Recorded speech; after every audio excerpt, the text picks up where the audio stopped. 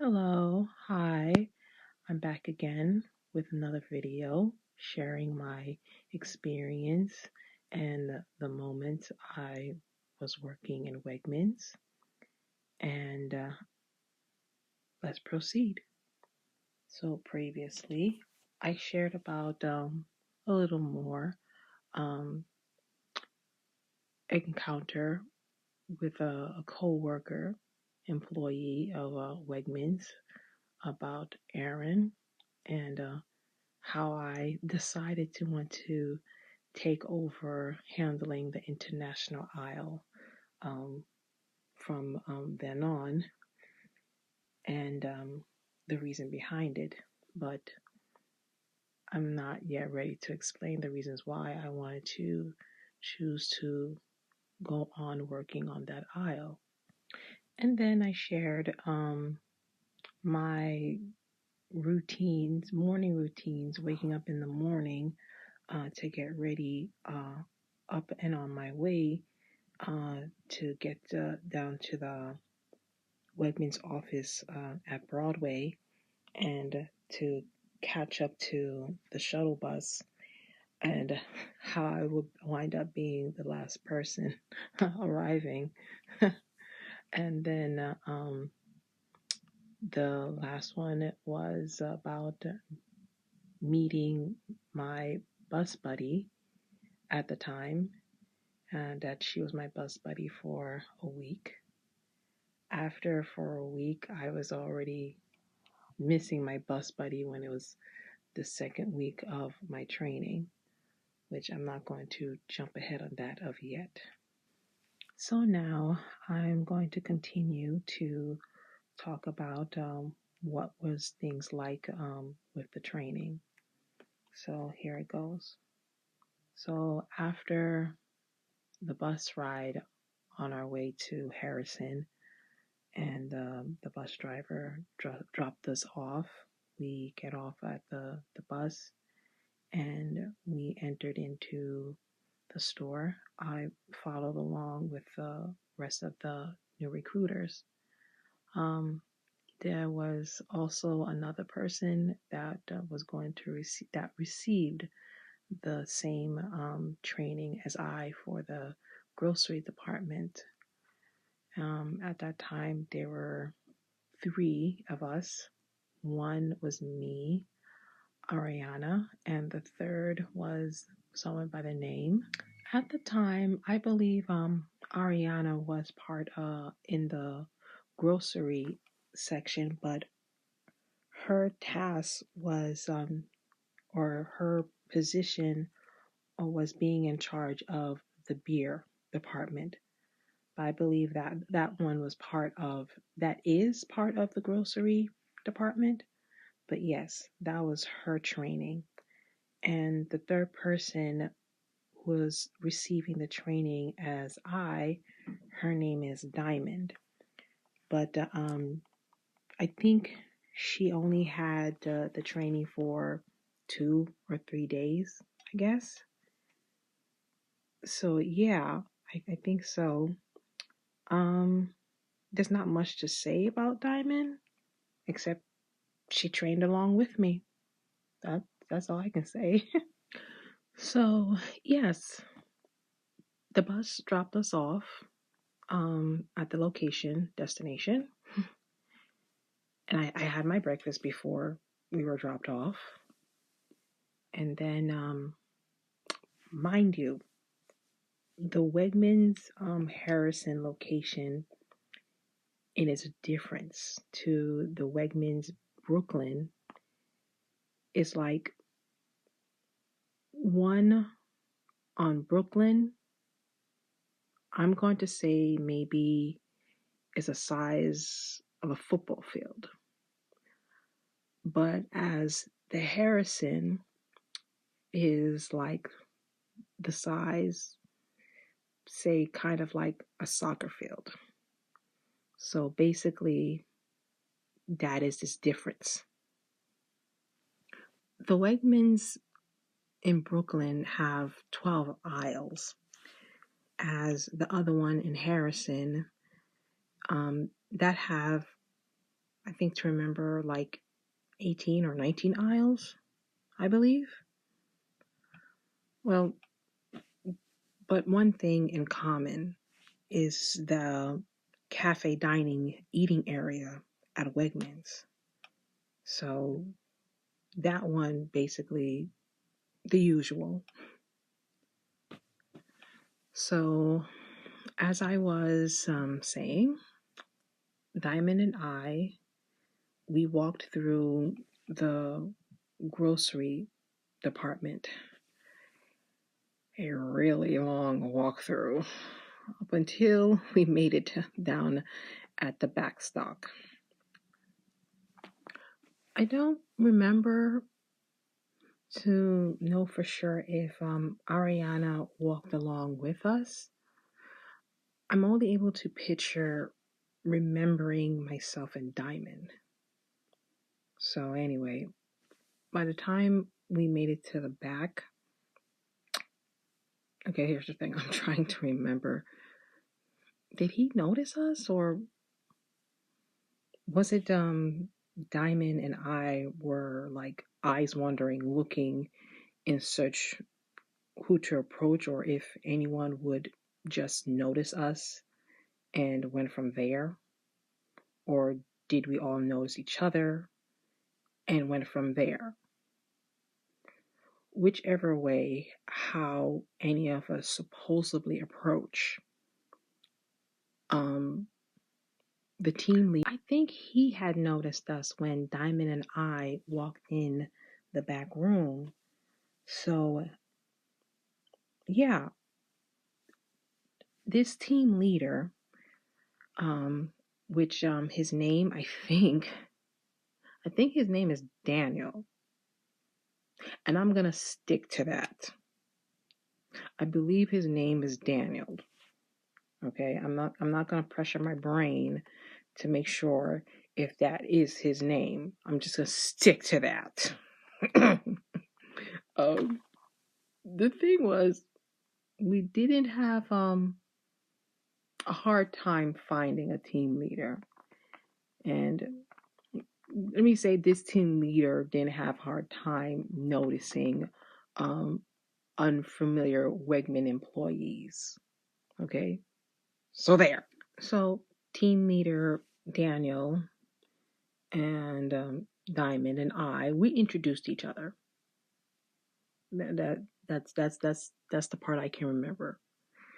And the first thing and the only thing I could remember was he had us work with one of the other Wegman employees, and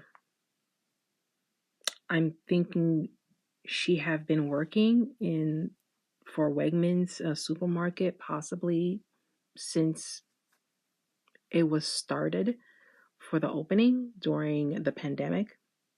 I could guess. So in which it was in year 2020, I guess. That's when she started. I didn't ask. Oh my goodness. Well, her name is Sandra. She was the first we received training from, and the first thing she had us trained to do was the usual process like we did back in Brooklyn. I remember Sandra direct us. Oh yes, she directed us. That's what I was trying to say. She directed us to take a runner. Where she was going to take us to work on an aisle, I don't remember exactly which aisle it was, but I was to take a runner. So did Diamond. And before exiting out from the back with the runner, I used to had a trouble keeping the runner under control when pulling it ahead because I used to notice from the other end of it, it will move swaying side to side, and I could not understand why And I used to think that the thing was not functioning properly. So I believe that I had to try to put some little muscle into it in order to try by keeping the runner under control, straight and narrow, so that the box items don't fall off balance of the runner. Nothing gets damaged, nobody gets into big accidents, and I won't be looked at as some, oh, what a fucking clumsy klutz. Yeah. Um, and in Brooklyn, that was my experience, but without any of the box items falling off balance of the runner. It was just putting in that try by keeping it under control, straight and narrow, like fighting from it waving side to side, and then disaster. Thank goodness that never happened. I can't say never, but like thank goodness that did not happen. Okay, didn't go that far as of like a catastrophe. Thank God. Speaking of accidents, I would say accident, but damage.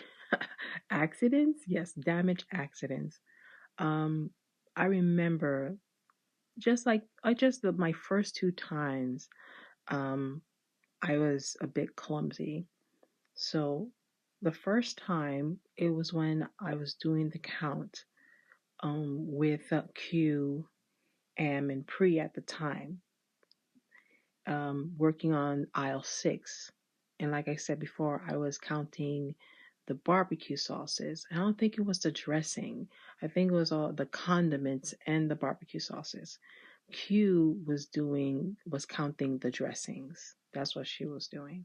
So anyway, as I'm counting the barbecue sauce in the bottom and having difficulty counting it, and I was trying to stay on track of the count, but like I said, I was struggling, because that shelf was a overload mess. Whoever done it, whoever worked on it, that person, I kept thinking to myself that person was not in the right state of mind.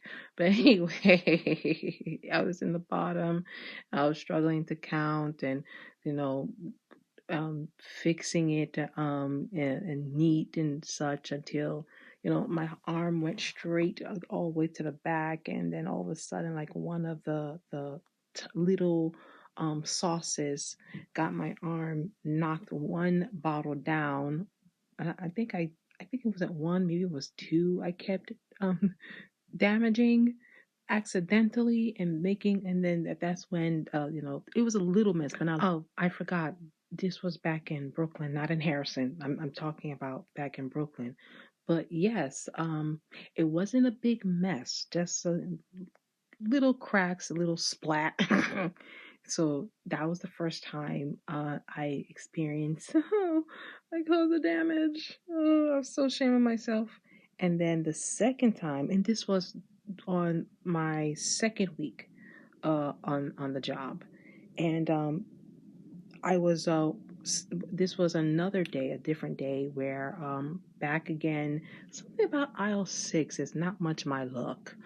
But I was what was it with those garlic mince jars? Yes, I was doing the back stock, and I was grabbing one of the pack of garlic mix mince jars, and like right above, way above the shelves, and I'm walking up and down those high step ladders that they use in Brooklyn, and my body, for taking such while time off from working, it wasn't getting used to, I didn't have like the kind of the body wake up I used to when I was working as a home health aide.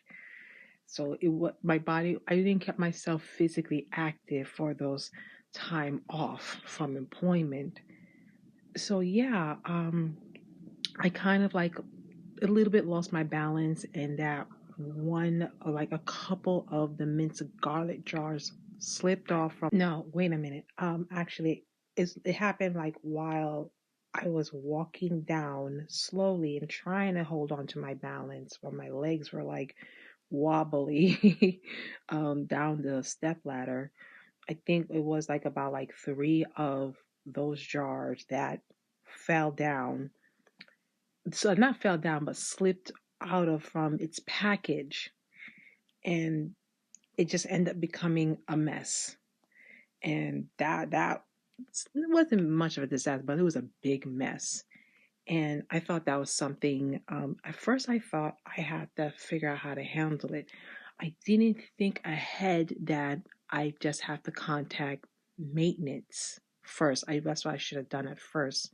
And also, there was no one else I could find. Well, there was no one like kind of available on the floor, but there was.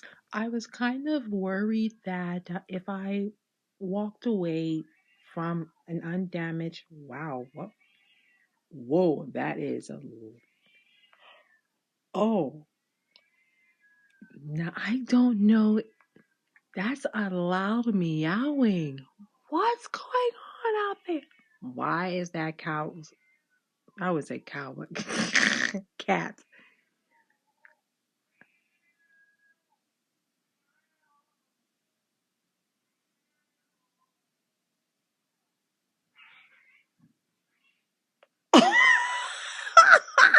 What is going on out there with the cat meowing so angrily? I hope the sound system didn't pick it up.